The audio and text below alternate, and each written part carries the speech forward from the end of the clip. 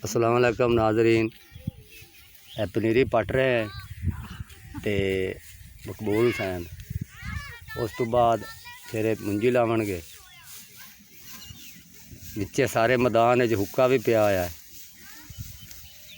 हाँ हाँ रेम किमें आई गाह जाने चुकने साइड ते किन्ना क पट्टी बैठी भी जड़ा चमिंदा ने अजान जो है अजान कोई नहीं है क्यों किधे गया अजान घर भाग गया ते वो कल्ली है कल्ली अच्छा मैं जाके पट ले तो कहना पे दो मैं खेलने देनिया गुड्डी वालियां खेडन ने चुप तो कहना कानून है पांच कितने टाइम हो गया बुजी तो कहनी कानून के खेलन कौन देने तुम खेल 5 बज तू 5:30 हो गए।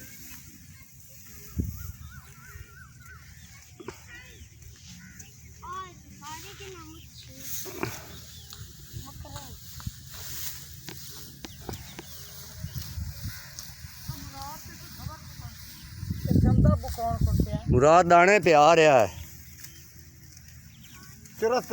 चुरस्ते चो मारिया कूड़ इस है पिछा किदे